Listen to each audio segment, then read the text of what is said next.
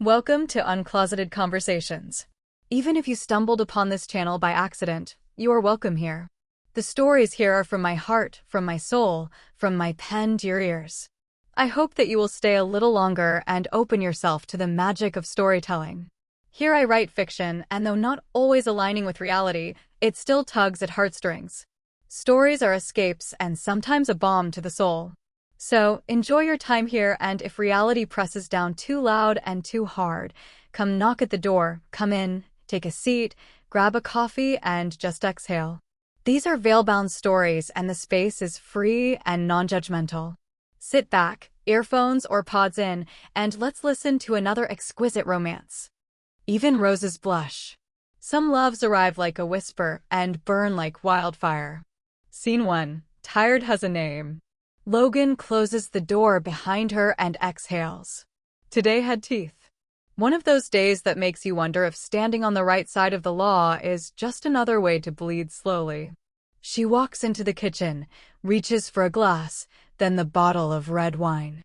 She pours without counting, without restraint, until the liquid kisses the brim. Slowly, deliberately, she lifts the glass. The dark, rich scent of Merlot reaches her before her lips do. Logan closes her eyes and lets the wine find its way, hitting just right on the descent. Warmth spreads. The bitter wheat edge loosens its grip on the day. Her keys hit the counter. Her bag follows. The glass never leaves her hand. Shoes come off. Only then does she sink into the chair and finish the last drop. Logan sighs and lets the silence of her apartment wrap around her. This is her sanctuary.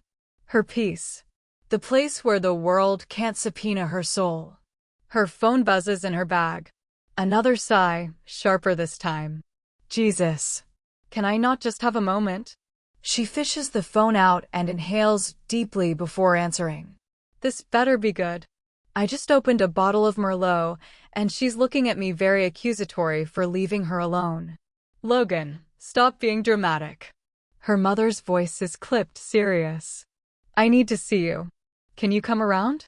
Logan Porter, District Attorney for Maryland County. Daughter of Judge Judith Porter. Only child of a woman who never asked, only summoned. Logan groans. Tomorrow morning. Before work. Logan, it's Saturday. You don't work. Oh, fuck yes, I don't. I'll see you at 9, mother.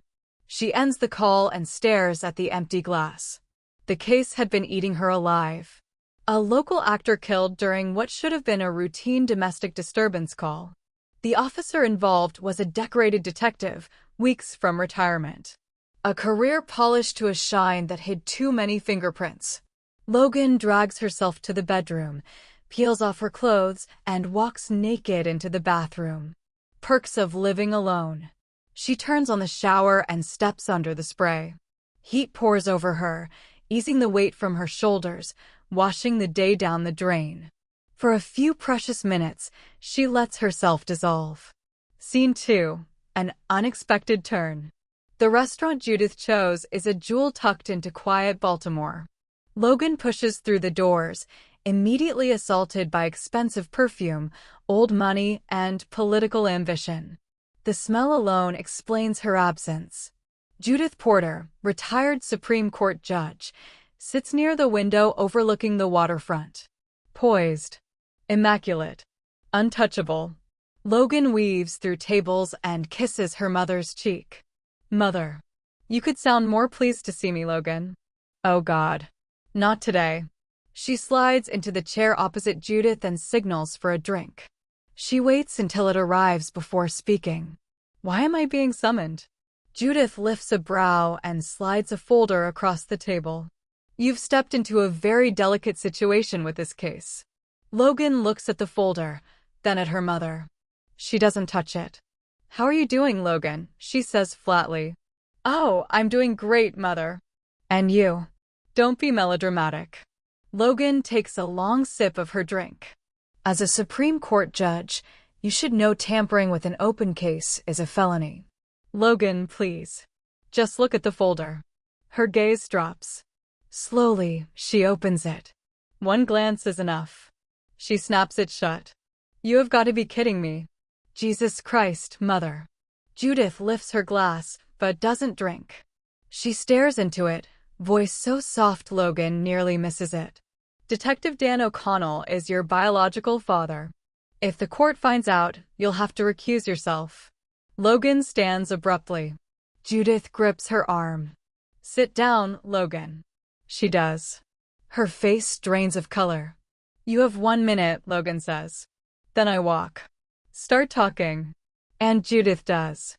Scene 3. The past was buried deep. We met when I was still a lawyer, Judith begins. Trying to survive a profession that eats women alive. He was a rookie cop. One night, he helped me get home safely. She pauses, takes a sip of wine. It was immediate. But I knew if your grandparents found out, I'd lose everything. So we met in secret. Logan stares, unmoving. A year later, my father introduced me to his partner's son. I knew refusing meant exile. Judith swallows. By then, I was already 3 weeks pregnant. Logan's glass freezes halfway to her mouth. My father found out. He forced me to marry John. No one knew.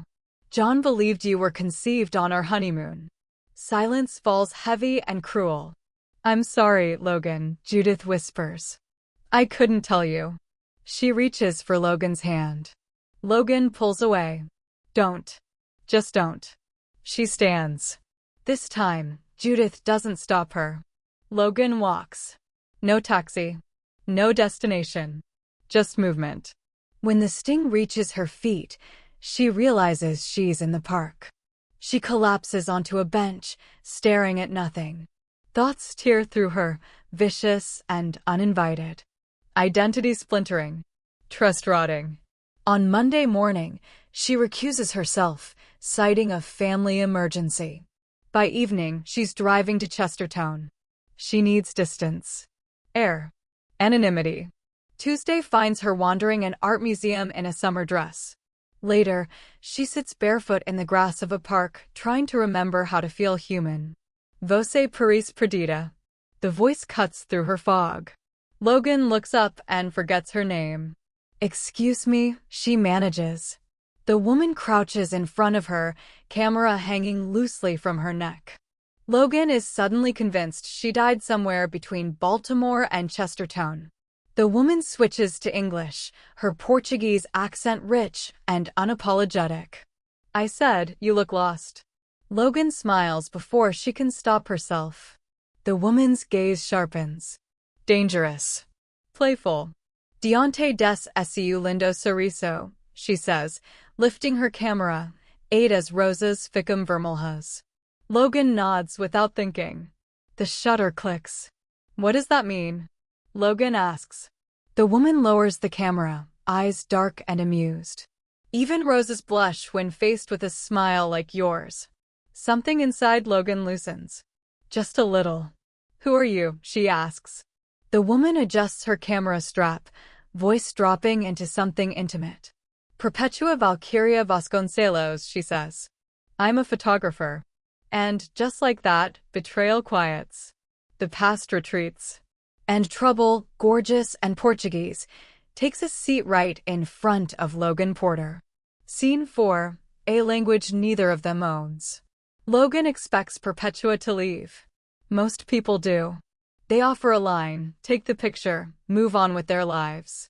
Logan stays seated, arms loosely wrapped around her knees, prepared for the quiet to return. It doesn't. Instead, Perpetua settles onto the grass across from her, smooth and uninvited, as if this had always been the plan.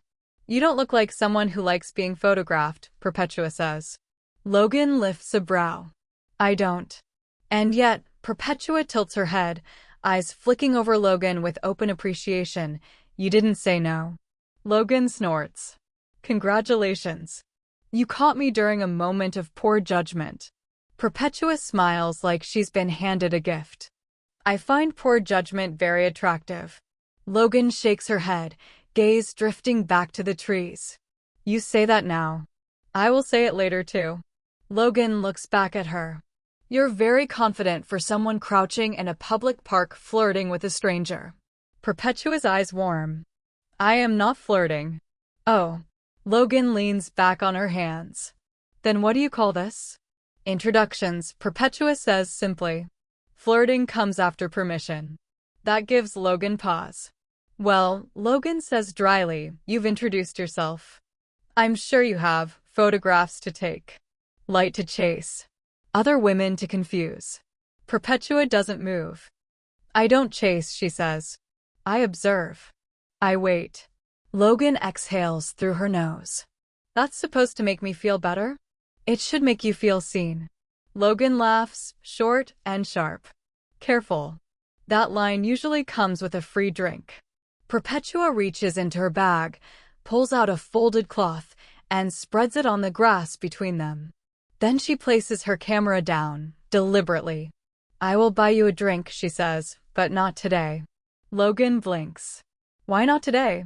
Because today, Perpetua says softly, you are not ready to be persuaded. Today you're healing. Logan stiffens. I didn't tell you that. You didn't have to. Perpetua's voice lowers. Your eyes are very honest. Logan stands abruptly. That's my cue to leave. Perpetua stands too, but she keeps her distance. No grabbing. No urgency. Then let me walk you, she says. I didn't ask you to. I know. They fall into step anyway. They walk in silence until Logan speaks first. So, what's with the full name? Perpetua smiles to herself. It reminds people I am not temporary. Logan scoffs. You photographers. Everything has to be dramatic. Only when it's true. They stop at the edge of the path. Perpetua reaches into her pocket and pulls out a small card. She doesn't hand it over immediately. She waits until Logan looks at it. When you want coffee, she says, you will call me. And if I don't? Perpetua finally meets her gaze. Then I will admire you from a distance and wish you well. Logan takes the card, despite herself. That's it? Logan asks. No pressure? No seductive speech. Perpetua steps back, smiles slow and knowing. Seduction is not loud, Logan. It is patient. Logan watches her walk away, posture relaxed, unhurried, like a woman who knows the ending but enjoys the waiting. Logan looks down at the card. Her name, written in elegant script. A number beneath it. No heart. No promise. Logan scoffs. Unbelievable. She slips the card into her pocket anyway. Scene 5. The shape of courtship. Logan does not call the number that night. Or the next morning. She tells herself this is restraint. Dignity. Good sense returning to its post. By late afternoon, she admits its avoidance. When she steps out of the bookstore with a paper bag tucked under her arm, she nearly collides with a familiar presence. Careful, a voice says, warm and amused. I would hate to injure you before coffee. Logan freezes. Perpetua stands there like she belongs, dressed simply, hair pulled back, camera nowhere in sight. No ambush smile. No triumph. Logan narrows her eyes. Do you usually stalk women who don't call you? Perpetua tilts her head. I walked past. I hoped. That's dangerously optimistic. Yes, Perpetua agrees. It is. Logan gestures vaguely. And if I hadn't come out? Then I would have continued walking, Perpetua says. Disappointed, but respectful. Logan studies her. You practice that answer in the mirror? No, a pause. But I have lived it. That lands differently. They walk. Again unplanned. Again inevitable. Perpetua matches Logan's pace without trying. No rush. No pressure. Just presence. You didn't call, Perpetua says lightly. I was busy. Of course you were. Logan glances sideways. You're not even going to pretend to be offended? I am not entitled to you, Perpetua says. Not yet. Logan stumbles, just slightly. Excuse me. Perpetua stops walking. Turns to her fully. When I court someone, she says, calm and sincere, I do it knowing she owes me nothing. If she chooses me, it is because she wants to. Not because I wore her down. Logan crosses her arms. You say that like it's a lost art. It is, Perpetua replies. People rush now. They confuse urgency with desire. And you don't. Perpetua's smile curves, subtle and dangerous. I prefer anticipation. They stop outside a small cafe. Not trendy. Not loud. Thoughtfully chosen. Perpetua opens the door and steps aside. Coffee, she says. No expectations. Logan exhales. You're very calm for someone trying to seduce me. I am not trying, Perpetua replies softly. I am inviting.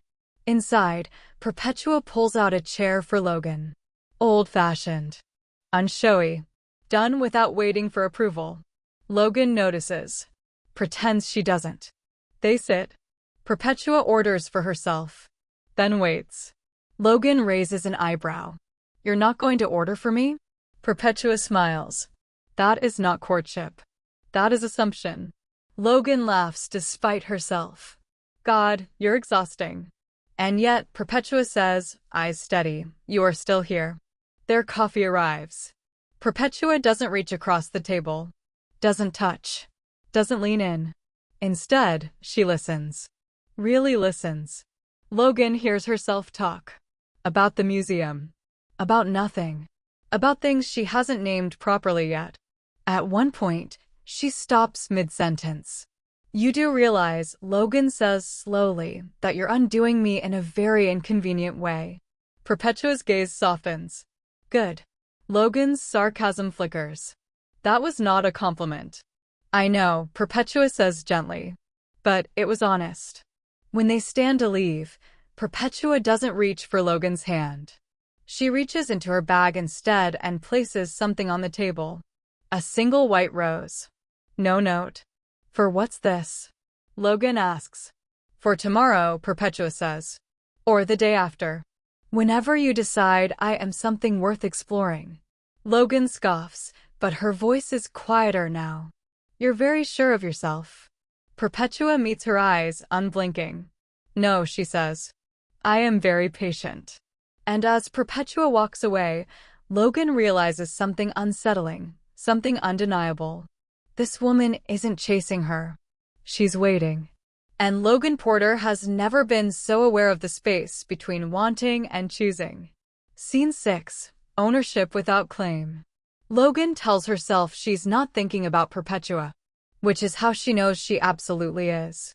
It's subtle at first. A delay she notices too much. A morning coffee that tastes flatter than it should. The white rose on her kitchen counter that refuses to wilt, like it knows it's being watched. She doesn't call. 3 days pass. On the 4th, she walks into a small gallery near the harbor. Not because she's looking for Perpetua. Because she isn't. Obviously. The space is quiet, sunlit, full of soft murmurs and careful footsteps. Logan drifts between photographs, hands in her pockets, posture guarded. Then she sees the signature. P. V. Vasconcelos. Her pulse betrays her immediately. The photographs are intimate without being intrusive. Women laughing mid-sentence. A hand resting on another's shoulder. A stranger caught between decisions. Logan feels something tighten. Perpetua stands near the far wall, speaking with the curator. She's dressed elegantly, effortlessly. Not performing. Existing. Logan watches as Perpetua laughs at something the curator says. It's not flirtatious. It's warm. Open. Easy. And that's worse. Logan doesn't approach. She circles. Observes. Tells herself she's being ridiculous. A woman steps closer to Perpetua. Younger. Curious. She gestures toward one of the photographs. Perpetua turns fully to her, listening. Engaged. Attentive in that infuriating way Logan has come to recognize. Logan's joy tightens. She doesn't want Perpetua to stop being kind. She just doesn't want her to be kind there. She exhales sharply and finally steps forward. Your work is invasive, Logan says coolly, stopping beside them. Perpetua turns. Her expression doesn't brighten. Doesn't sharpen. It settles. Logan, she says, calm and pleased, as if she'd been expected all along. The other woman smiles politely. You know each other? A little, Logan says before Perpetua can answer. Perpetua's brow lifts almost imperceptibly. Amused. Yes, she agrees. We do. The curator excuses himself. The other woman lingers for a moment, then drifts away. Silence slides in. Logan gestures vaguely at the wall. You didn't mention you had a gallery showing. You didn't ask, Perpetua replies gently. Logan scoffs. Right. Of course. Perpetua studies her. You seem unsettled. Don't flatter yourself. I wasn't, Perpetua says. I was observing. Logan crosses her arms. You enjoy being admired. Perpetua considers this. I enjoy being understood. That woman seemed very interested. Perpetua smiles slowly. So did you. Logan bristles. I'm here for the art. And then, Perpetua steps closer, lowering her voice. Then why are you watching my hands instead of the photographs? Logan stills. Perpetua doesn't touch her. She never does. She simply exists closer, warm and unhurried. You did not call, Perpetua says softly. But you came. I was nearby. You are always nearby, Perpetua murmurs. Even when you pretend you are not. Logan exhales, irritated. You don't get to look that pleased. I am not pleased, Perpetua says. I am encouraged. Logan shakes her head. You're infuriating. And you, Perpetua replies, eyes darkening just a shade, are territorial without realizing it. Logan laughs, sharp and defensive. Don't flatter yourself. Perpetua leans in, close enough that Logan can smell her perfume. Something warm. Something intimate. I do not need to, she says quietly. You already stepped into my space. Logan swallows. Around them, people move. Voices rise and fall. Life continues. But Logan feels it now. Clear. Undeniable. She isn't jealous of another woman. She's jealous of access. Of time.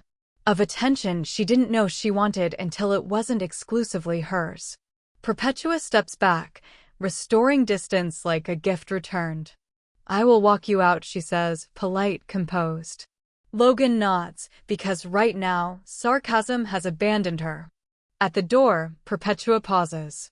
You do not need to claim me, she says softly. But if you wish to stand beside me, I will not stop you. Logan looks at her. Really looks. This is unfair, Logan mutters. Perpetua smiles, just a little. Yes. And Logan realizes with a quiet, startling certainty that she doesn't want rivals. She wants choice. And she wants Perpetua to notice when she chooses. Scene 7. The space between intentions. Logan leaves Chesterton without ceremony. No dramatic goodbye. No note.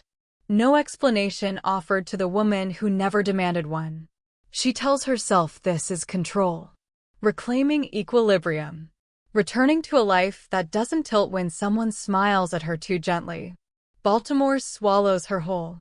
Meetings. Files. A new prosecutor temporarily absorbing her caseload. Her name spoken in careful tones, curiosity tucked behind professionalism. Life resumes its rigid posture. And still. Every morning, Logan checks her phone. Not obsessively. Casually. Like someone who absolutely isn't waiting.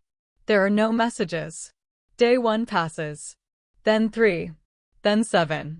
Perpetua does not call. Does not send flowers. Does not appear where Logan might accidentally run into her. It is infuriating. Logan pours herself a glass of wine one night and stares at the white rose, now dried but still upright in a narrow vase. You could have tried harder, Logan mutters to the empty apartment.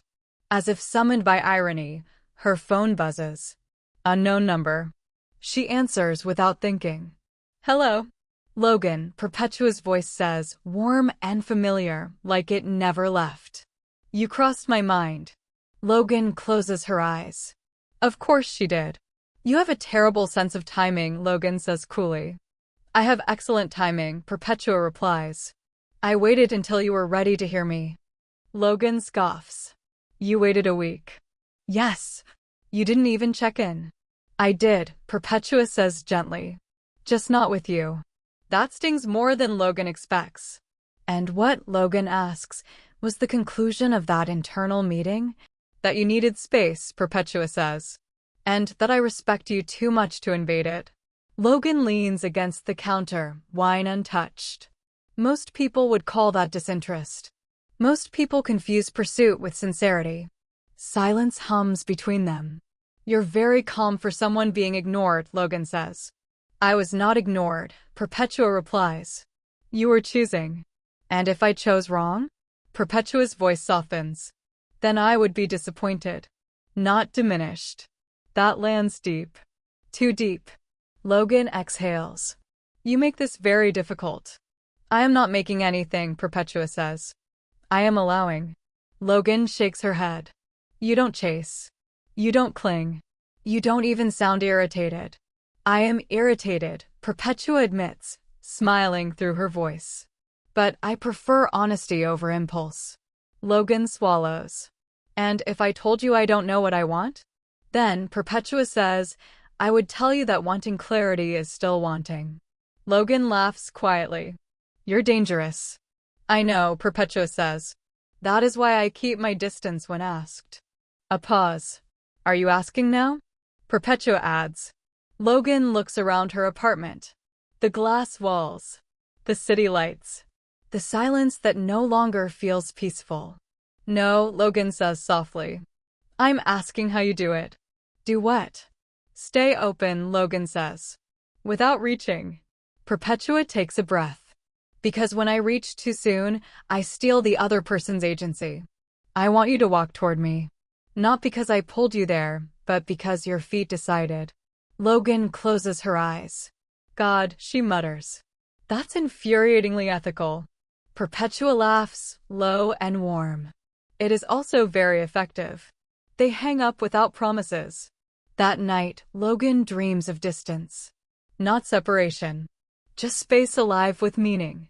2 days later, a package arrives at her office. No card. No sender listed. Inside is a small photograph. Black and white. A woman standing at the edge of a river, hands in her pockets, looking toward something unseen. On the back, in careful script. Waiting is not absence. It is intention. Logan presses the photo to her chest and exhales. Distance didn't weaken Perpetua. It revealed her. And Logan Porter realizes, with startling clarity, that when she walks back into that space between them, it will be because she chooses to close it. Scene 8. Blood does not knock. Logan waits 2 days before calling him. Not because she needs courage. Because she needs precision. She makes the call from her office, door closed, blinds half drawn. Professional ground. Neutral territory. Detective O'Connell. His voice is older than she imagined. Steadier. Worn smooth by years of choosing his words carefully. Logan Porter, she says. I believe you know who I am. Silence. Not surprise. Recognition. Yes, he says quietly. I do. I'd like to meet, Logan continues. Not as a prosecutor. As a woman with questions. Another pause. There's a diner on Route 213, he says. Tomorrow morning. 8 o'clock. Fine. He hesitates. Logan. She ends the call. The diner smells like coffee and grease and old promises. The kind of place that doesn't ask questions. Dan O'Connell sits in a booth by the window, hands folded, posture straight. Retirement has softened him, but not weakened him. His eyes lift when she walks in. Recognition lands between them. Immediate. Uncomfortable. Logan slides into the booth across from him. You look like her, he says softly. Logan doesn't blink. You don't get to start there. He nods once. Fair. She orders coffee. Black. They sit in silence until it arrives. Why didn't you try? Logan asks. No preamble. No cushion. When John died. When you could have come to me as a friend. A mentor. Anything. Dan exhales slowly. Because Judith made me promise. Logan's jaw tightens. That's it? No, he says. That's the beginning. He looks down at his hands. She told me you were happy. That you had a father who loved you. That my presence would complicate things. And she was right. Logan laughs once. Hard. Complicate. That's generous. I watched you, he admits. From a distance. Law school graduation. Your first appointment. Every promotion. Her grip tightens around the mug. You stalked my resume. I protected your life, he says gently. From me. Logan shakes her head. You don't get credit for restraint when I didn't consent to it. He nods again. Accepting. When John passed, Dan continues, I wanted to reach out. I drove past your apartment more times than I can count. Then why didn't you knock? Because I knew who I was, he says. And I knew who you were becoming. I didn't want you to ever wonder if your success was inherited. That stops her. You think I'd assume nepotism from a dead man? I think, Dan says quietly, that women are made to doubt themselves often enough without my shadow adding to it. Logan stares at him. Searches for excuses. Finds none. So you chose absence, she says. And called it love. Yes. Her voice hardens. You don't get to decide what love looks like for me. I know, Dan replies. That is why I never asked you to forgive me. Silence stretches. Finally, Logan asks the question she's been circling. Did you ever want me? Dan looks up, eyes sharp with something dangerously close to grief. Every day, he says. And every day I chose what I thought would hurt you least. Logan exhales, slow and unsteady. You were wrong, she says. I know. She stands, drops cash on the table. This doesn't make us anything, she says. But it answers enough. Dan nods. If you ever want anything more, you know where to find me. Logan pauses. I do, she says. And that's enough for today. She walks out into the morning light, chest tight but clearer. Blood didn't knock. It waited. Just like some other truths in her life. And for the first time, Logan understands that distance doesn't always mean indifference. Sometimes, it means fear wearing the mask of love. Scene 9. The knock she did not expect. Logan doesn't plan it. That's the lie she tells herself as she drives out of Baltimore just past sunset, the city thinning behind her like a memory that no longer fits. She doesn't rehearse what she'll say. She doesn't justify it with logic or closure. She just goes. Chesterton greets her with quiet confidence. The streets are softer here. The air slower. The kind of place where knocking on someone's door still means something. She parks across the street from Perpetua's building and sits there longer than necessary. This is reckless, Logan mutters. Then she gets out of the car. Perpetua's place is exactly what Logan expects and somehow not enough to prepare her. Warm lights spilling through tall windows. Music low. Intentional. Everything about it says chosen. Logan knocks. Once. Footsteps approach. Unhurried. The door opens. Perpetua stands there barefoot, hair loose, wearing a soft shirt that looks like it has known her body well. No surprise crosses her face. Just quiet recognition. Logan, she says, like this moment had been waiting for its name. Logan exhales. You're not allowed to look that calm. Perpetua steps aside immediately. Come in. No questions. No interrogation. No victory. Inside, the space smells like citrus and coffee and something distinctly her. Logan's pulse betrays her again. You didn't call, Perpetua says, closing the door gently. I know. You didn't warn me. I know. Perpetua turns to face her fully. Then why are you here? Logan meets her gaze. No sarcasm this time. No shield. Because I don't like who I am when I pretend you don't exist. Something shifts in Perpetua's expression. Not triumph. Relief. She nods once. Sit. It's not a command. It's care. Logan sits at the small table near the window. Perpetua pours water first. Grounds the moment. You drove far, Perpetua says. I needed to stop running. Perpetua leans against the counter, arms loose. Not closing the distance. Not yet. I did not chase you, she says softly. I noticed, Logan replies dryly. Nearly lost my mind over it. Perpetua smiles, just a little. That was not my intention. Liar. Perpetua laughs quietly. Perhaps a little. Silence stretches, charged but steady. Logan rubs her hands together. I don't do this. Showing up. I like control. Invitations. Exit strategies.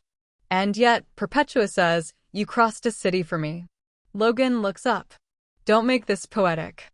I am incapable of not seeing poetry, Perpetua replies. Logan stands. The distance closes, slow and deliberate.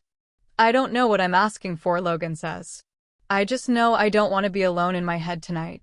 Perpetua doesn't touch her. Then stay, she says. No promises. No expectations. Just presence. Logan swallows. You're going to ruin me. Perpetua steps closer now. Just enough for breath to matter. No, she murmurs. You are doing that beautifully on your own. Their foreheads nearly touch. Still no kiss. The restraint is deafening. Logan exhales. You always stop right before. Yes, Perpetua says. Because I want you to step forward. Logan closes the gap. Not with her mouth. With her hand. She rests it against Perpetua's wrist, tentative, electric. Perpetua inhales sharply. There, Perpetua whispers. That is choice. Logan smiles, small and dangerous. Don't get used to it. Perpetua's eyes darken. I already am. They stand there, breath tangled, the night holding its breath with them. Logan broke restraint. And Perpetua didn't need to catch her. She simply stayed. Scene 10. The Confession of Want. The apartment is quiet. Only the city hums faintly beyond the windows. Logan and Perpetua have spent the evening like two planets orbiting the same warmth, close enough to feel the gravity, far enough to breathe. Logan rests her chin on her hands, elbows on the counter, eyes dark with mischief and exasperation. You're frustrating, she says softly. Do you know that? Perpetua stands across from her, leaning casually against the doorway, arms crossed, watching her. Calm. Predatory only in the most subtle way. I am aware, she replies. And I enjoy it. Logan snorts. Of course you do. You're that confident, infuriating, completely unattainable type. The kind of woman who ruins people without even touching them. Perpetua steps forward, slow and deliberate, every motion measured like music in the silence. I want to ruin you, she says. Just that. Plain and unashamed. Her voice is soft, but it lands with sharp clarity. Logan freezes. Half laughing, half gulping the truth. Excuse me. Perpetua's eyes catch hers, unwavering, unflinching. I want you, she repeats. Not a game. Not a flirt. Not a fleeting moment to amuse myself. I want you, Logan Porter. Every sharp edge, every sarcastic retort, everything you hide beneath that armor. I want all of it. The words hang in the air like a charged storm. Logan swallows, because she knows this isn't a tease. This is real. And Perpetua adds, voice dropping to a whisper that vibrates between them, I will wait. I will not force it. I will not rush it. But make no mistake, I want you. Logan's chest tightens. Sarcasm falters. Her usual shields wobble. She wants to say something witty, something biting, but it dies on her tongue. Do you always say exactly the wrong thing at the exact wrong time? She asks, voice low, breath uneven. No, Perpetua says calmly. Only when it's necessary to see the real you, the one beneath the jokes and the deflection. Logan's hand twitches toward the counter, brushing against hers. She doesn't pull back. The air between them is taut, fragile, and unavoidable. Logan starts, but words fail. She just stares. She doesn't have to ask. She feels it. Every calculated step, every patient pause, every tiny smile was meant to bring her here. Perpetua takes another step closer, close enough that Logan can feel the heat of her body, the faint scent of something warm and dangerous. Do you understand? Perpetua whispers. Because I am done hiding it. Logan exhales, almost shaking from the intensity. I think I do. Perpetua smiles. Small, knowing, unapologetic. Then you'll know, too, that I am entirely yours if you choose it. For the first time since they met, Logan's sarcasm fails her completely. She feels dizzy, alive, exposed, and desperately thrilled all at once. The confession is made, the desire laid bare. And yet, nothing has happened except truth. That's the point. The tension, thick, potent, is now theirs to navigate. Scene 11. Breaking the rules. Logan doesn't plan this. She doesn't analyze or prepare. Perpetua's confession is still vibrating in her chest like a low, irresistible hum. She can't stop staring at her. Can't stop noticing the curve of her jaw, the tilt of her lips, the quiet way her body claims space without asking permission. And suddenly, the sarcasm fails her. The control slips.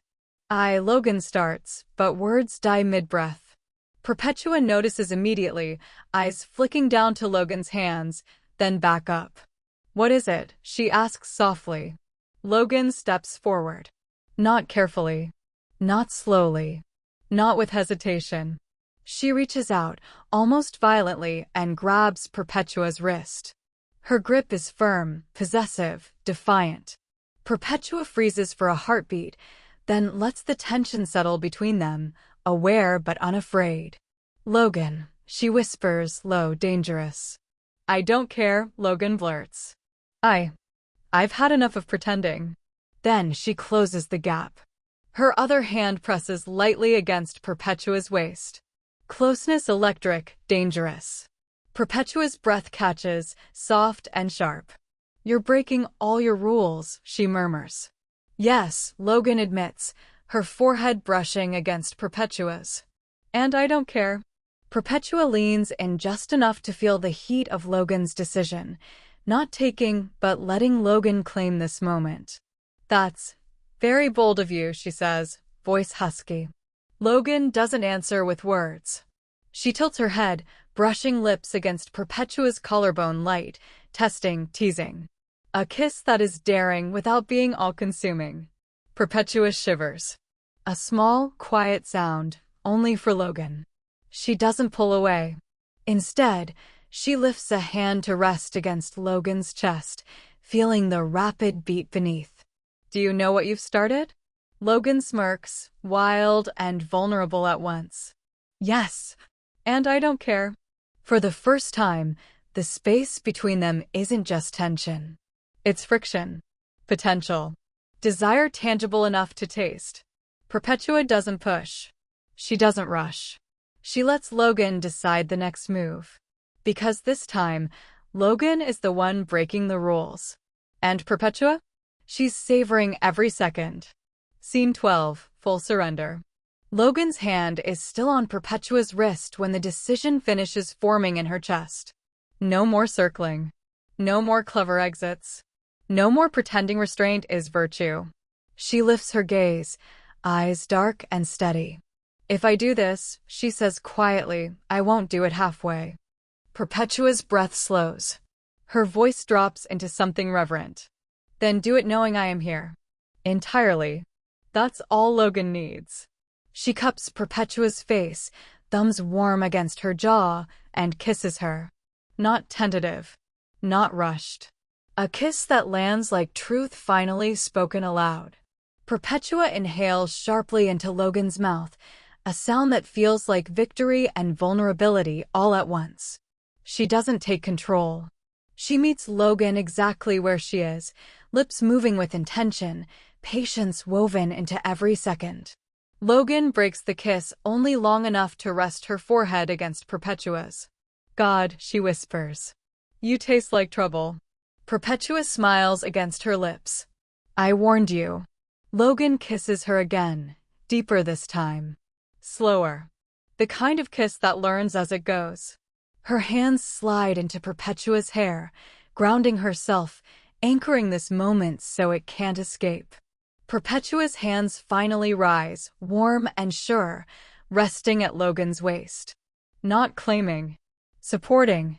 When they part, both breathing unevenly, the room feels altered. Like something ancient has been gently, irrevocably shifted. Logan laughs softly, disbelief threading through it. I don't do surrender. Perpetua brushes her thumb across Logan's lower lip. No, she says. You do choice. And tonight you chose. Logan studies her. The calm. The certainty. The way desire didn't rush, but waited to be welcomed. I don't know what this becomes, Logan admits. Perpetua leans in, pressing a kiss to her temple. Tender. Intimate in a way that settles instead of ignites. Neither do I, she says. But whatever it is, it begins honestly.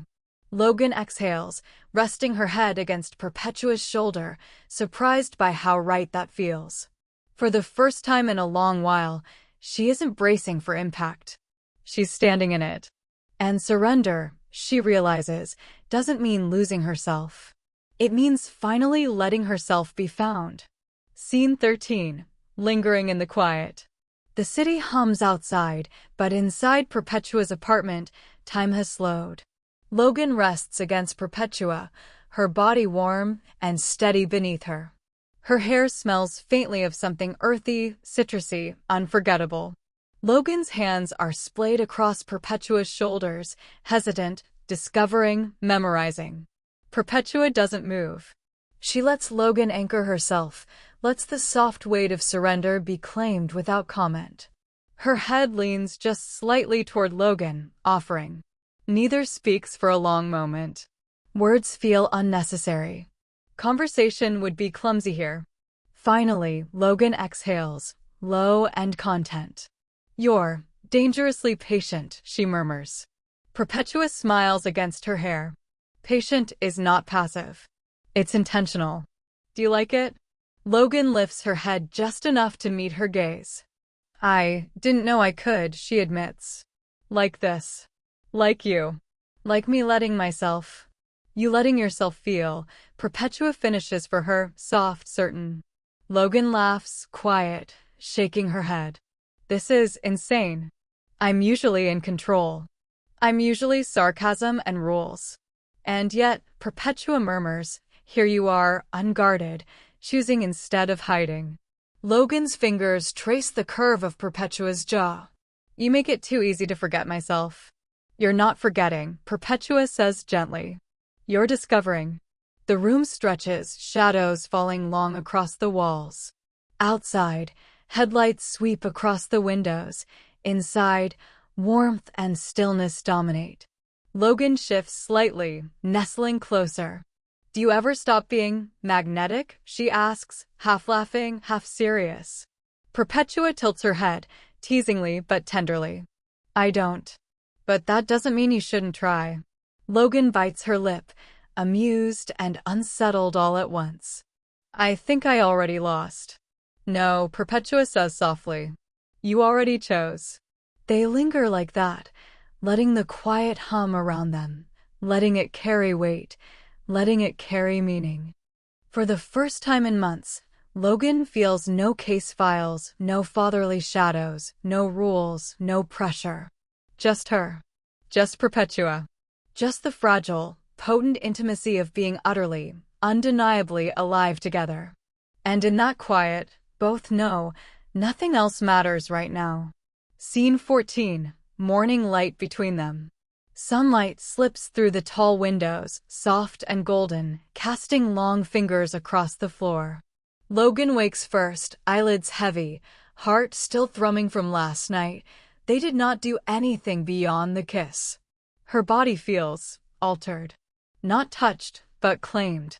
The kiss of last night lingers like perfume, subtle but undeniable. She shifts slightly, careful not to wake Perpetua, but aware of the warmth of the other woman lying just a few inches away. Perpetua stirs, stretches languidly, and turns toward her. Her hair falls like liquid over her shoulders, sunlight catching it, and Logan swears she's never seen anything so effortlessly radiant. Morning, Perpetua murmurs, voice husky, teasing. Logan swallows, suddenly aware that even the smallest sound from this woman makes her pulse accelerate. Morning, she says back, her voice rougher than she expected. Perpetua's gaze lingers on her, soft and knowing. You're quiet, she observes. Thinking. Always thinking, Logan replies, though she can't meet her eyes. Instead, she watches the sunlight play across Perpetua's skin, the curve of her jaw, the slow rise and fall of her chest. You're different this morning, Perpetua says gently. Not restless. Not guarded. But present. Logan laughs softly, nervous and unsteady. I think I've finally realized what you did last night. And what was that? Perpetua asks, leaning back on her elbows, still close enough that the heat radiating from her is impossible to ignore. You made me want you, Logan admits, quiet, almost a whisper. Without touching me. Without rushing. And now I can't stop thinking about you. Perpetua smiles, a slow, deliberate curve of lips that makes Logan's chest ache. Good, she says simply. Because I want you to. And I don't need to act on it to prove it. Logan shifts, finally lifting her gaze. Their eyes meet, and in that quiet, golden morning light, she sees desire mirrored back at her, not hungry, not impatient, just steady, intentional, undeniable. You're infuriating, Logan says, half smile, half admission. I know, Perpetua replies softly. And yet, you're here. Yes, Logan breathes, letting the word linger. Because I don't want to be anywhere else. The air between them is taut, electric, but safe. No rush, no need. Just existence together.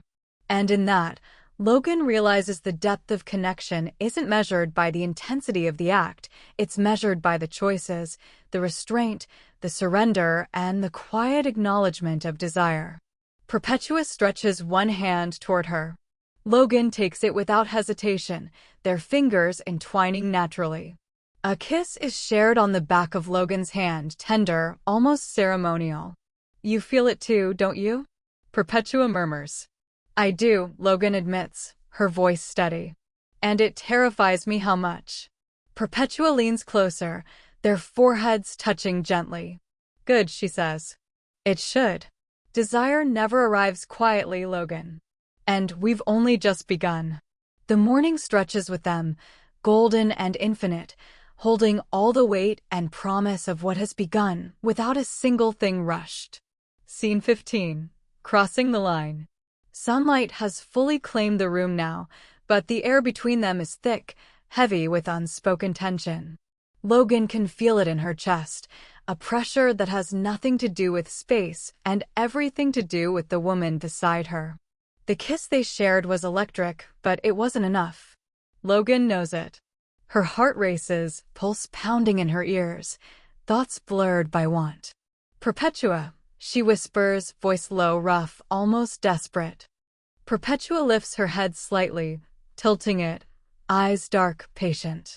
Yes! Logan doesn't answer with words. She closes the last inch between them and presses her lips to Perpetua's again, but this time with intent, with demand. Her hands slide up, tangling in Perpetua's hair, holding her close. Every nerve screaming, every thought evaporating. Perpetua catches her, steady, deliberate. She doesn't pull back immediately. She doesn't rush. She lets Logan feel the gravity of her choice. Logan, Perpetua murmurs, voice low and steady, lips brushing against hers. Are you certain? Because once you give yourself completely, there's no turning back. This, us, it's permanent. Understand? Logan freezes for a heartbeat, pulse hammering. She swallows hard, looking into those steady, knowing eyes. She sees the truth there. She sees the gravity. And something inside her snaps. I don't care, Logan admits, voice trembling slightly. I've waited long enough. I've pretended long enough. I want you completely. Perpetua smiles, a dangerous, soft curve of lips that says thankfully, finally. Then come, she whispers. Logan doesn't hesitate. She closes the space between them fully this time, pressing herself against Perpetua's body, hands roaming freely, exploring, claiming. Every touch, every brush, ignites the fire that's been coiling between them since the first glance. Perpetua guides her gently, but firmly, hands on her back, letting Logan lead while also ensuring she feels safe in the surrender. Every inch of Logan's control dissolves, replaced with raw, burning desire. Logan, Perpetua murmurs against her ear, voice husky, almost reverent. Permanence isn't a word I use lightly. I don't care, Logan repeats, this time with certainty, lips finding hers in a kiss that is all-consuming. I want it. All of it. You. Now. Always. Perpetua's hands tighten, not in control, but in acknowledgement. Then you shall have it, she breathes. And I shall hold you in every way as you asked. They collapse into each other, lips and hands moving, the room fading, the city outside irrelevant. Nothing exists except them, this choice, this fire, and the irreversible truth. They've crossed the threshold. And in that surrender, Logan feels, finally, that desire is more than hunger. It's connection. It's claim. It's permanent. Scene 16, the surrender. The sunlight has warmed the room, but it's nothing compared to the heat curling between them. Logan's lips trace Perpetua's jaw, then the delicate hollow of her neck.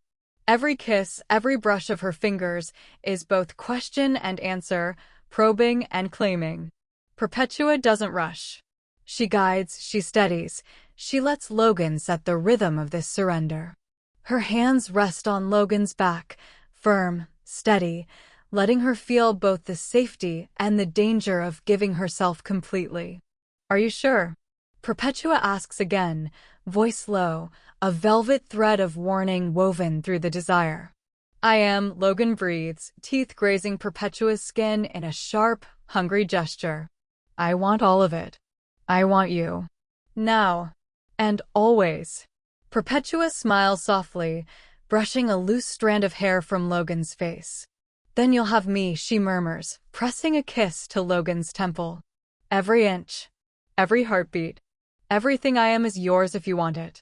Logan shivers, lips parting. She trails kisses down Perpetua's collarbone, across her chest, careful to memorize every curve. Her hands wander freely, tracing, holding, clutching. Every touch, every soft moan, draws them deeper into a space where nothing else exists. Perpetua guides her gently to the couch, body pressed close, limbs tangled. Logan's heart hammers, adrenaline and desire merging. She doesn't pause. She doesn't think. She simply is, all of her sarcastic shields, all of her careful control, gone. Perpetua's fingers thread into her hair, steadying her, whispering soft reassurances between kisses. You don't have to be anyone but you, she murmurs. I want every part of you, even the parts you hide. Logan responds with urgency now, lips seeking, hands claiming, her body arching into Perpetua's touch. Every restraint shattered. Every boundary intentionally crossed. The surrender is total, unhesitant, breathtaking. They move together slowly, deliberately, every kiss, every touch, every whisper a promise of permanence. Logan learns what it feels like to give herself completely. And Perpetua learns the sweet weight of being trusted so fully. Finally, they pause, foreheads together, breathing hard, hearts racing in perfect, shared rhythm. The room is silent except for their ragged breaths and the slow hum of the city beyond. I never knew it could feel like this, Logan whispers, voice trembling with awe and want. Perpetua smiles, pressing her lips to Logan's forehead. This is only the beginning, she murmurs. We are only starting to explore, all of us. Logan lets herself sink into her arms, finally at peace with the chaos she has chosen. This surrender is everything. Scene 17, Aftermath. The room is quiet now, except for the slow, even breathing of two women who have crossed lines and found themselves in the space between fire and calm. Logan rests her head against Perpetua's chest, listening to the steady beat of her heart. Perpetua's arms are wrapped around her, loose but possessive, hands brushing over Logan's back like soft anchors, reminding her that she's here, real and safe. Logan shifts slightly, pressing closer. "You smell like warmth," she murmurs, voice still rough from yesterday's surrender. "And danger." Perpetua laughs softly, a sound that vibrates in Logan's chest. "Danger is in the choice, not in me," she says, pressing a gentle kiss to the crown of Logan's head. "And you chose." Logan exhales, letting the tension drain out of her shoulders. "I don't regret it," she admits quietly. "Not even a little." "You don't have to," Perpetua whispers. "I don't intend to let you." They linger in silence, sharing the small, intimate touches, fingers brushing, noses nearly touching, the warmth of shared breath. There's a comfort here, a slow melding of bodies and trust that is just as intoxicating as the fire of desire. Logan tilts her head up, meeting Perpetua's gaze. "You're different in the morning," she says, a teasing smirk playing on her lips. "Am I?" Perpetua asks, amusement in her eyes. "Or is it that you finally see me for what I am?" Logan bites her lip, shaking her head. "Both. And it terrifies me how much I want this. Want you. Always." Perpetua leans in, brushing her lips lightly across Logan's, slower this time, tender, savoring. "Then we take it one moment at a time," she says softly. "Every touch, every laugh, every morning like this. We don't need to rush. Permanency is built slowly." Logan nestles closer, letting herself feel the truth in Perpetua's words. "I like that," she murmurs. "I like being claimed this way. Without force. Without games. Just us." Perpetua's fingers trace the line of Logan's jaw, gentle, deliberate. "Us," she echoes. "Exactly that." For a long while, they simply exist together, quiet, warm, tethered to each other by trust, desire, and the kind of intimacy that doesn't need words to be understood. Every brush of skin, every shared breath, is a promise. Not of haste, not of perfection, but of presence, permanence, and the slow burn of something that will not be denied. Finally, Logan exhales, a long, soft sound of relief and wonder. "I didn't think surrender could feel like this," she admits. Perpetua smiles, brushing a strand of hair from her face. "That's because you never let it," she says. "Until now." And in the sunlight, in the quiet aftermath of desire, Logan realizes she gave herself completely and it didn't break her. It made her more alive than she has ever been.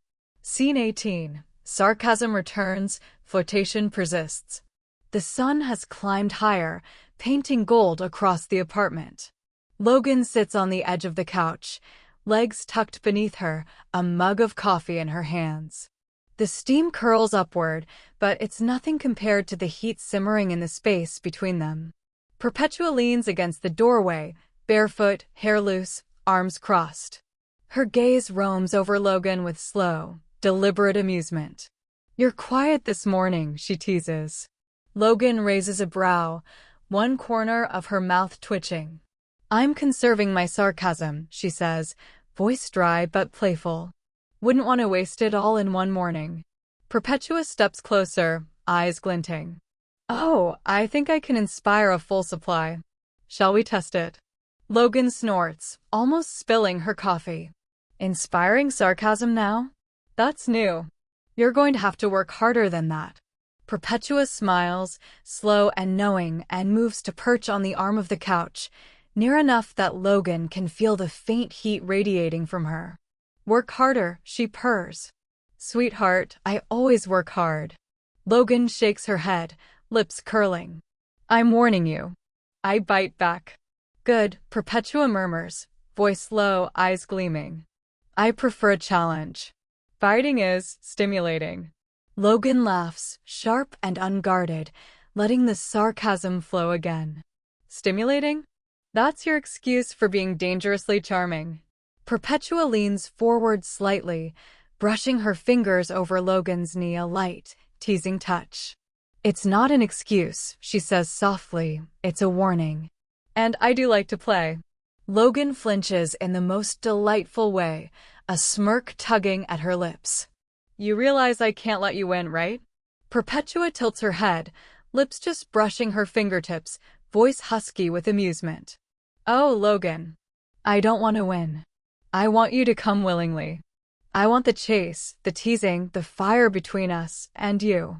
Logan exhales, a mixture of exasperation and thrill.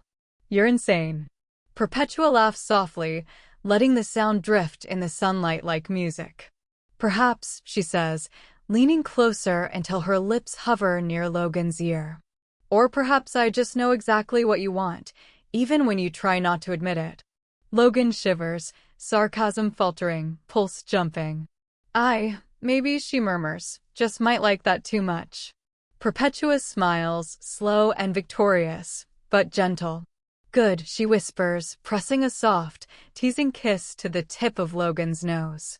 Because I have no intention of letting this morning be ordinary. Logan laughs again, this time a little breathless, letting herself be drawn into Perpetua's orbit. Sarcasm is still hers, but now layered over desire, over flirtation, over a fire that refuses to dim. The morning stretches, golden and endless, a slow dance of words, touches, glances, and laughter. Neither rushing. Both knowing this playful, teasing, intoxicating tension is just as intimate as any surrender. Scene 19. The first ripple. The sun has climbed higher, but the apartment remains a haven. Logan and Perpetua are lounging lazily, laughter and teasing still hanging in the air, but the phone buzzes sharply on the counter. Logan groans before snatching it up. Her brow furrows as she reads the caller ID.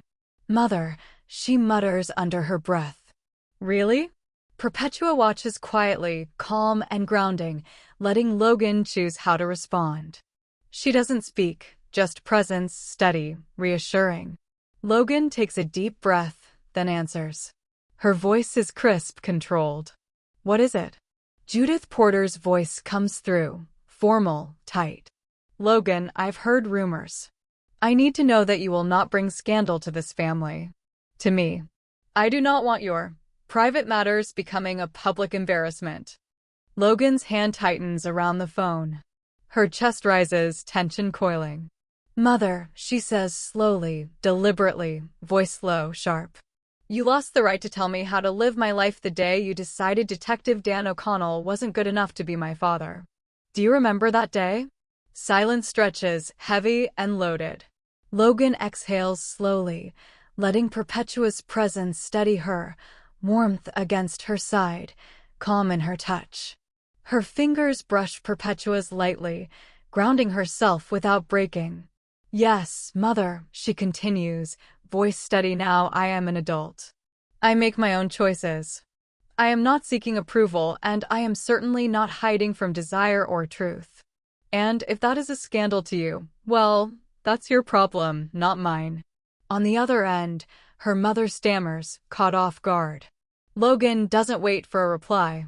She ends the call, phone clattering to the counter. Perpetua leans close, hand brushing Logan's cheek, thumb stroking softly. You okay?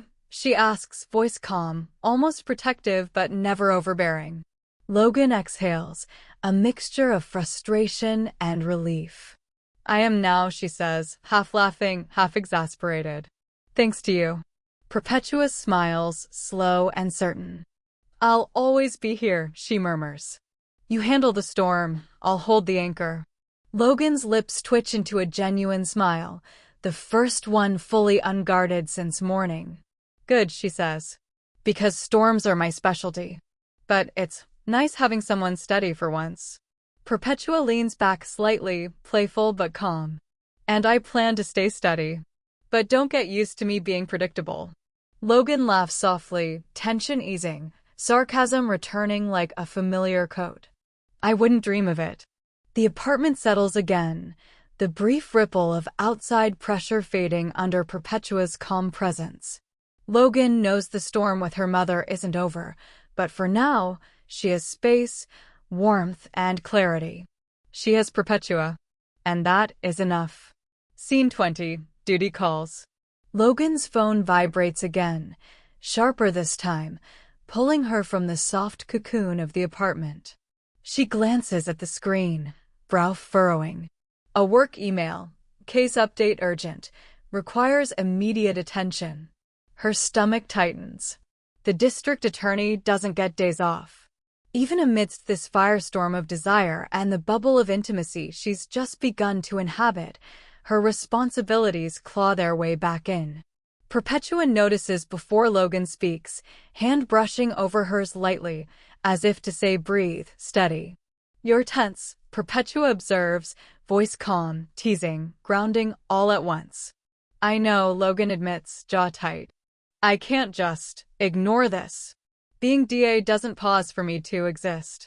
Perpetua leans closer, eyes soft. Then deal with it. But know that I'll be right here when you return. No judgment, no demands. Just presence. Logan exhales, grateful yet frustrated.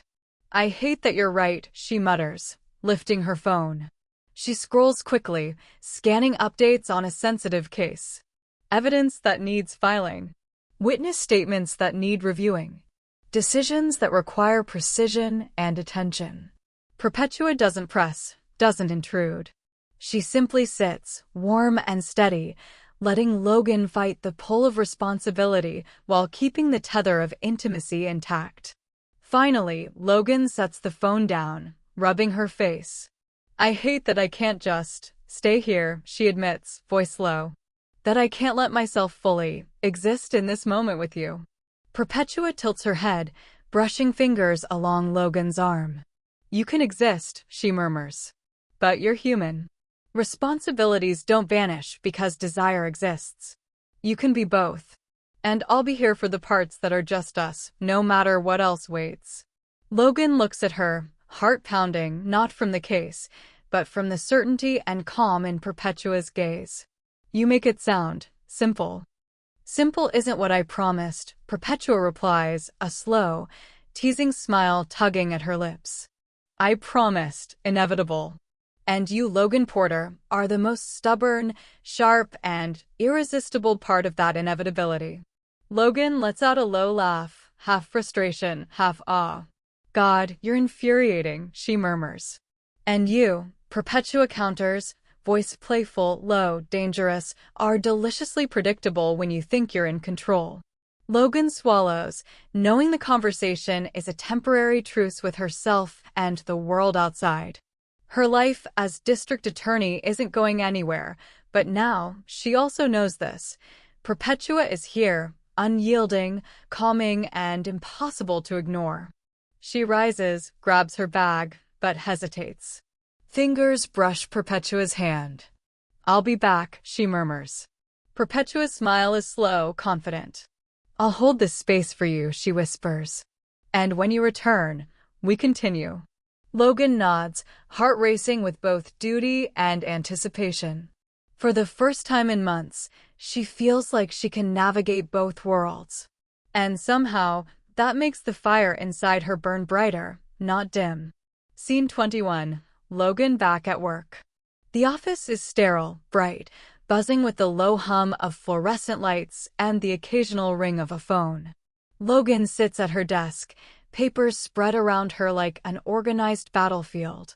Her fingers drum against a folder, mind only half on the case before her. Her assistant clears her throat. District Attorney Porter, the witness statement from Detective O'Connell came in. You asked to see it. Logan blinks, leans back in her chair, and exhales sharply. Right. Thank you, she mutters, voice clipped, barely masking her distraction. Because she can't stop thinking about Perpetua. The curve of her smile. The way her fingers felt tracing Logan's hair. the slow, deliberate way she guided Logan's surrender. Logan shakes her head, rubbing her temples. Focus, Porter.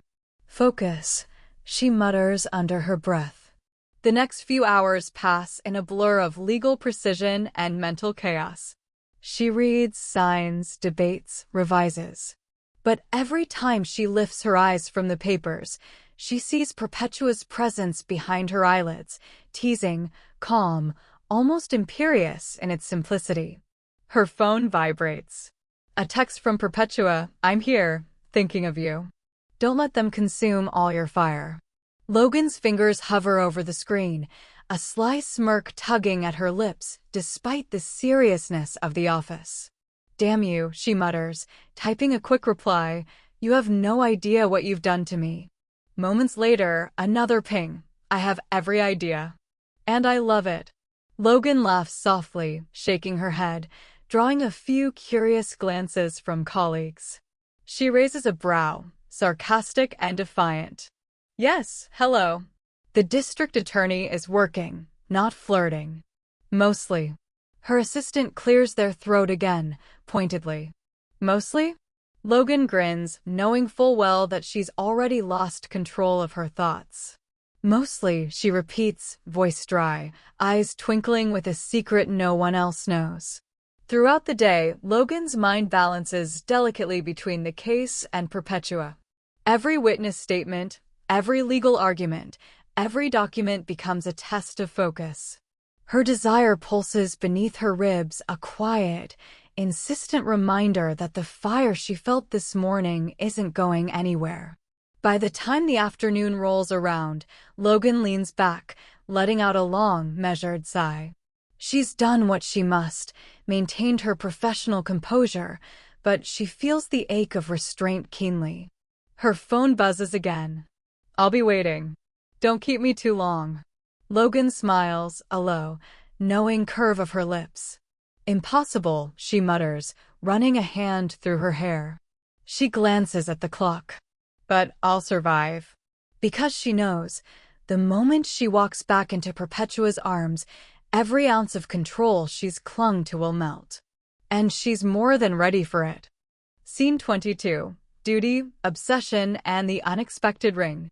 The week had begun with a routine case, something small, or so Logan had thought. But as often happens in the life of a district attorney, routine had a way of spiraling. One case after another landed on her desk, domestic disputes with unexpected twists, a high-profile theft involving local politicians, a suspicious death with more questions than answers. Each demanded focus, each demanded time. Logan's days bled into nights, her apartment a distant memory, her thoughts constantly torn between evidence and witness statements. She told herself she could handle it. She had to. But by the middle of the second week, Logan was fraying. Papers piled around her like a fortress, and every phone buzz, the notifications from Perpetua, the news alerts, only sharpened the ache in her chest. Every spare moment, she felt the phantom brush of Perpetua's fingers, the ghost of her warmth. Logan's sarcasm, her shield, had worn thin. She found herself muttering under her breath at empty chairs, at coffee mugs, at files stacked neatly. "Damn you, Perpetua. Where are you?" On Thursday evening, the ache became unbearable. She was pacing her apartment, shoulders tense, eyes scanning the door as if she could will her desire into reality.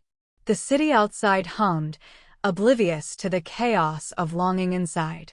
And then, the doorbell rang. Logan froze mid-step. Her pulse slammed in her ears. Could it be? Another ring, insistent. Her hand shakes slightly as she moves to the door. She swings it open, heart hammering against her ribs. Perpetua stands there, radiant, effortless, as if she's just stepped out of sunlight itself. Her camera hangs casually over her shoulder, but it's her eyes, dark, knowing, teasing, that lock onto Logan's. "Miss me?" Perpetua asks softly, voice velvety, every inch the provocateur Logan has been losing sleep over. Logan swallows hard, a grin tugging at the corner of her mouth despite the weeks of tension, frustration, and longing. "You have no idea," she murmurs, voice husky, as if it's not just words but confession. Perpetua tilts her head, slowly, deliberately, like a cat watching a cornered bird. "Then let me remind you," she says, stepping forward without hesitation. Each movement measured, deliberate, drawing the air and Logan's attention around her. Logan's chest tightens. She's been disciplined, restrained, a professional. And yet, all at once, the weeks of separation, the gnawing ache, the memory of touch, kisses, and whispered promises, everything crashes in. "You have 2 seconds to explain how you just appear here," Logan mutters, half exasperated, half breathless, hands clenching the doorframe. Perpetua smiles, slow and knowing. "I could, but then I'd spoil the fun. I could also have waited, but then I'd risk you losing your mind entirely. And I rather enjoy keeping you on the edge." Logan inhales sharply, sarcasm meeting desire, and realizes she no longer cares about restraint. Not tonight. Not when she can feel Perpetua here, real and undeniable. The city, the cases, the week-long separation, they all fade. Only this moment exists. Only this woman, standing in her doorway, teasing, calm, magnetic. "You're insane," Logan breathes, voice trembling, heart racing. "And you," Perpetua replies softly, stepping closer, fingertips brushing Logan's, "are deliciously helpless. Just how I like you." The air thickens, anticipation and desire tangling with the remnants of sarcasm and frustration. Logan's defenses crumble entirely, and for the first time since she walked into this week of chaos, she's utterly unmoored, and she loves it. Scene 23. The week of hunger ignites. The door barely closes behind them before Logan's hands are on Perpetua, urgent, demanding. Weeks of restraint, of longing, of imagining every curve and touch, combust in the space between them. Perpetua catches her immediately, steadying her with hands on her waist, but she doesn't pull back. She lets Logan's hunger lead, voice low and teasing, "You've missed me, haven't you?" Logan doesn't answer with words. She claims Perpetua's lips in a kiss that's rough, desperate, full of every frustrated breath and whispered craving of the last week. Her fingers curl into Perpetua's hair, tugging lightly, needing to anchor herself in reality. This is real, finally. Perpetua moans softly into the kiss, pressing closer, her body flesh against Logan's. "And I've been thinking of you," she whispers against her mouth, every moment, every glance, every impossible thought. Logan groans low, her control shattered. You don't understand this week." She pauses, voice rough, trembling with want. "I've wanted you every second." Perpetua smiles, slow, dangerous, and teasing, hands trailing along Logan's spine. "Then let me show you," she murmurs. "Let me show you how much." Logan trembles under her touch, biting her lip as she presses her body fully against Perpetua's. Every inch, every brush of skin, every whispered word, every teasing touch stokes the fire that's been building for 7 days. They fall onto the couch, bodies tangling with urgency. Logan's hands roam freely, claiming, memorizing, never letting Perpetua out of reach.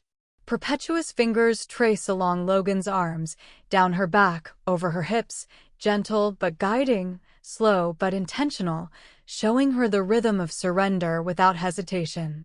"Logan," Perpetua murmurs, voice low, husky with desire, lips grazing the shell of her ear. "Do you want this? Fully? Logan doesn't even pause. "Yes," she breathes, trembling with want. "Yes, I need this. I need you."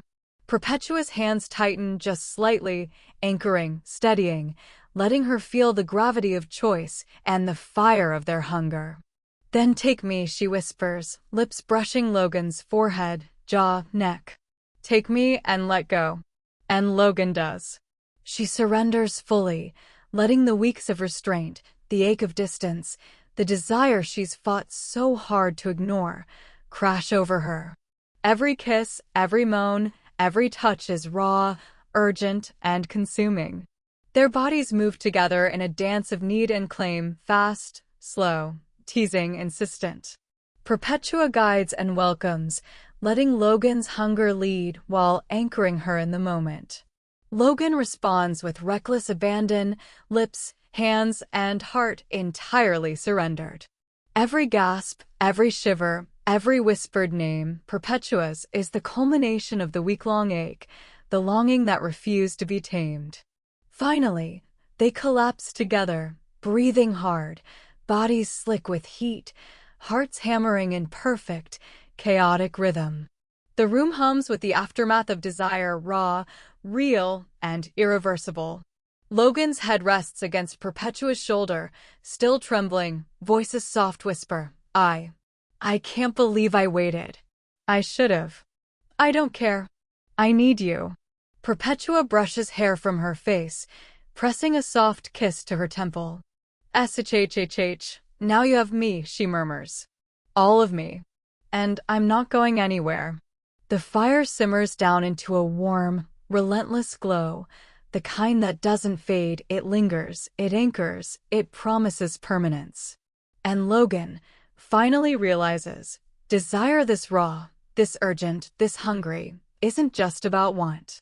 It's about connection, surrender, and knowing she has found something she will never let go. Scene 24. Lingering after the fire. Morning sunlight slips through the blinds, painting stripes across the bed where they lie tangled, limbs still intertwined from last night. The apartment smells faintly of coffee, skin, and the faint trace of perfume that neither wants to wash away. Logan stirs first, eyelashes fluttering open, immediately catching Perpetua's gaze. The heat between them isn't gone, it's softer now, simmering in a slow rhythm of breaths and quiet smiles. Perpetua stretches, arms wrapping around Logan's shoulders, and presses a slow, lingering kiss to her jaw. You're awake, she murmurs, voice teasing, calm, magnetic. Logan smirks, lips brushing the curve of Perpetua's neck. Yes. Somehow I survived a week without you, she says, voice low and playful, tinged with sarcasm. Barely. Perpetua laughs softly, a sound that vibrates deep in Logan's chest. You survived, she repeats, but I don't think your mind did. She traces a fingertip along Logan's arm, deliberate, slow, testing boundaries, flirting without words. Logan exhales, shivering slightly under the touch. You're insufferable, she mutters, but the smile tugging at her lips betrays her words. Infuriating. Dangerous. But I like it. Perpetua leans closer, whispering against her ear. Good. Because I have no plans of stopping. I like knowing you can't resist me. Logan rolls her eyes, but heat flares in her chest, pulse jumping, desire still thrumming under her skin. She presses her lips to Perpetua's shoulder in a slow, teasing kiss. Oh, I can resist, she says, voice teasing, but apparently I don't want to. Perpetua chuckles, hand brushing the curve of Logan's cheek, thumb stroking lightly. Exactly. That's my favorite part. They spend the morning in a slow, delicious rhythm. Kisses that linger far too long, mouths grazing, teasing, testing patience. Fingers tracing, hands exploring, but never rushing, letting the warmth build, the tension stretch into a slow burn. Quiet laughter, playful banter, and the comfortable closeness that comes from full surrender without losing identity. At one point, Logan flops onto Perpetua's chest, eyes half-lidded. You know, she murmurs, voice soft, I could get used to this. The danger, the teasing, you. Perpetua smiles, lips brushing the crown of her head. I was hoping you would, she whispers, because I don't plan to go anywhere. Not today. Not tomorrow. Not ever. Logan sighs, letting herself sink fully into the calm, the warmth, the undeniable gravity of being wanted completely. Good, she murmurs. Because I don't think I can go back to anything else now. Perpetua's fingers weave through Logan's hair, anchoring her gently but firmly. You don't have to. Not with me. Not ever. And there, they linger. No rush. No distractions. Just heat, tenderness, playful flirtation, and the slow, delicious unraveling of two people who have discovered that desire and intimacy, when combined, can be endless. The outside world, cases, responsibilities, even Logan's mother, feels miles away. All that exists is this, the soft weight of bodies, the teasing, the laughter, the quiet moans, the whispered confessions of want and trust. Even hunger, once raw and urgent, now settles into something deeper. Something lasting. Something unshakable. Scene 25, Possibility and Promise. The afternoon sun slants through the apartment, painting everything gold. Logan leans against the counter, arms folded, coffee in hand, eyes fixed on Perpetua as she sorts through a few photos on her camera. Perpetua glances up, a slow, deliberate smile playing on her lips. You know, she says softly, almost casually, I don't have to be tied to one place. My work. I can do it from anywhere. Logan blinks, setting down her mug, heart picking up its pace. Are you saying what I think you're saying? She asks, voice low, teasing, but laced with hope, desire, and a little disbelief. Perpetua sets the camera aside, stepping closer, letting the warm weight of her presence settle around Logan. Her fingers brush against Logan's arm, deliberate, grounding. I'm saying, I can be wherever you are, she murmurs, voice soft, intimate, and unyielding. Not just visiting, not just fleeting, really here. With you. Logan swallows hard, pulse thrumming. The week of longing, the intensity of desire, the fire of their connection, all of it surges in her chest like a tide. She steps closer, daring, teasing, sarcasm teasing its way back through the haze of want. So, Logan says slowly, voice low, a smirk tugging at her lips, you're telling me I don't have to fight for stolen mornings and hidden moments anymore? Perpetua tilts her head, smiles slow, magnetic, her eyes glinting with mischief and certainty. Exactly, she murmurs. I want all of it. You. Here. Now. Every day, if you'll let me. Logan laughs softly, half exasperated, half melted. She reaches out, fingers tangling in Perpetua's hair, pulling her close. You know, she murmurs, voice husky with desire and relief, you really are insufferable. But I think I like this version of you the best. Perpetua leans into the touch, letting her forehead rest against Logan's, voice a whisper, playful and certain. Good, she murmurs.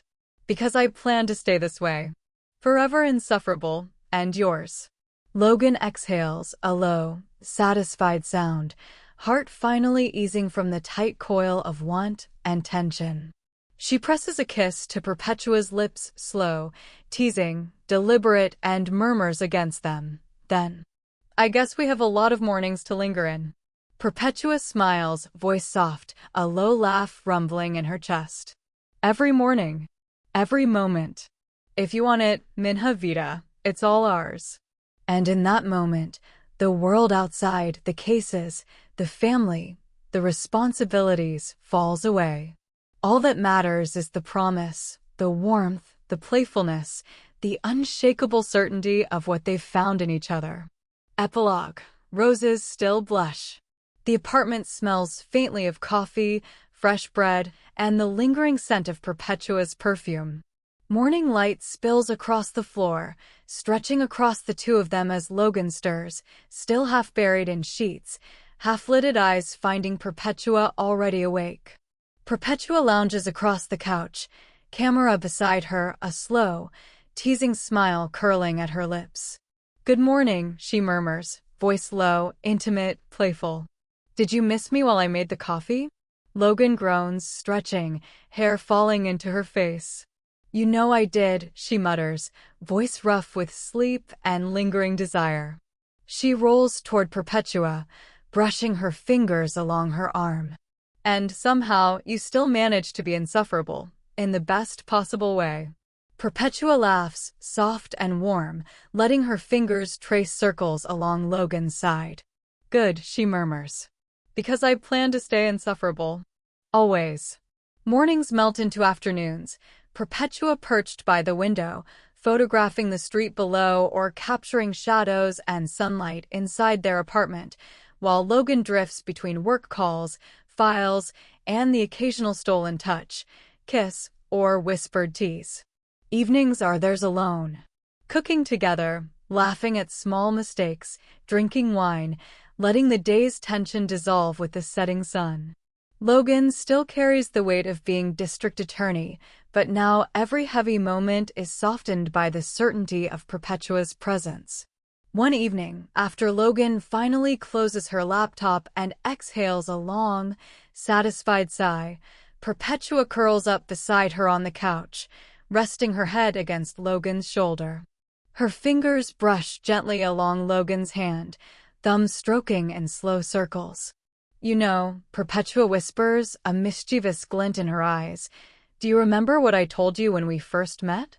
Logan chuckles softly, heart lifting at the memory, a spark of that first, dizzying encounter flaring inside her chest. The roses, something, she murmurs. Perpetua lifts her camera slightly, playful and teasing. Diante des seu lindo sorriso, Ada's rosas ficum vermelhas. Logan laughs softly, shaking her head, leaning into Perpetua's warmth. Even roses blush, huh? She murmurs, voice low, smiling. I should have known then that you were trouble. Perpetua smiles, brushing her lips across Logan's temple. Not trouble, she whispers. Delight. Always delight. And you, my favorite masterpiece. Logan presses a soft, lingering kiss to Perpetua's hair, laughter and sighs blending in the quiet warmth of their apartment. Then I guess I'll have to keep being your muse, she murmurs, voice playful, teasing, entirely hers.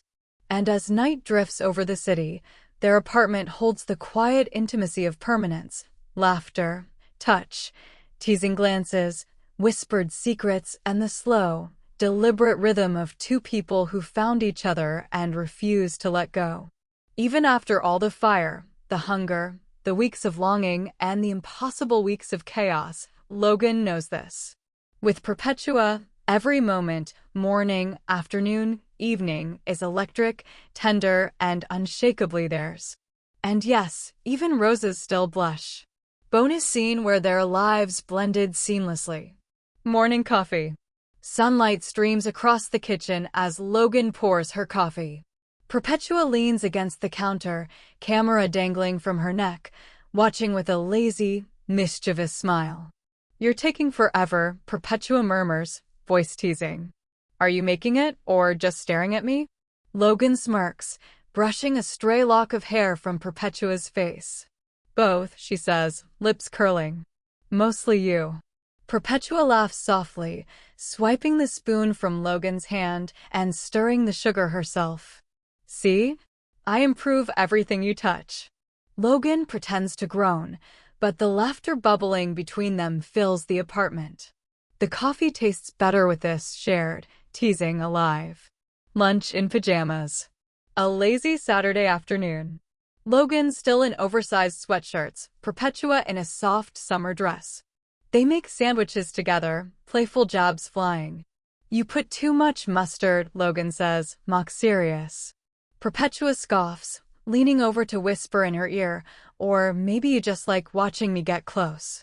Logan freezes, then grins, rolling her eyes. You're impossible, she mutters, but she doesn't move away. She doesn't want to. And Perpetua? She just smirks, hands brushing Logan's hips as they reach for the same jar of pickles, igniting tiny shocks of laughter and heat. Work interruptions and flirtation. Logan sprawled over her laptop, reviewing case files. Perpetua sneaks up behind her, pressing a kiss into her shoulder. Can't you take a break? Perpetua murmurs, nipping playfully at the nape of her neck. I have deadlines, Logan huffs, tapping at the keyboard, fingers tense, but her eyes keep darting to Perpetua, lips twitching in amusement. Perpetua leans closer, whispering, "Then let me distract you, just a little." Her hand drifts over Logan's wrist, thumb brushing gently, and Logan can't resist the shiver. "Damn you," Logan mutters, voice low, but there's a smile tugging at the corner of her mouth. Completely. Evening rituals. Wine glasses clink softly on the coffee table. Perpetua rests her head on Logan's chest, fingers trailing along her arm, camera forgotten on the side. "Tell me again," Perpetua murmurs, voice soft and teasing, "why you ever thought you could resist me?" Logan laughs, low and playful, pressing a kiss to Perpetua's temple. "Because I was foolish and stubborn. But apparently, I was also completely wrong." Perpetua smiles, lifting her head to meet Logan's eyes. "Good. Because I intend to remind you every day." And she does. And always roses remember. One morning, Perpetua takes a photo of Logan laughing at some absurd meme she sent. She shows her, camera poised, eyes glinting. "Diante des su lindo sorriso," Perpetua murmurs softly, repeating the words that had begun it all, "Ade as rosas ficum vermelhas." Logan laughs, a little breathless, cheeks warming. "Even after all this, you still say it?" "Every day," Perpetua says, voice gentle, teasing, and utterly certain. "Because every day, it's true." Logan leans into her, heart swelling, laughter and warmth mixing. "Then I guess the roses aren't the only ones blushing." Thank you so much for listening. Please subscribe and like this video and follow me for more stories. You are always welcome here, and leave me a comment or a thumbs up, just letting me know if you like the story and would like more, or is there perhaps an idea that you would like to share or let me write for you.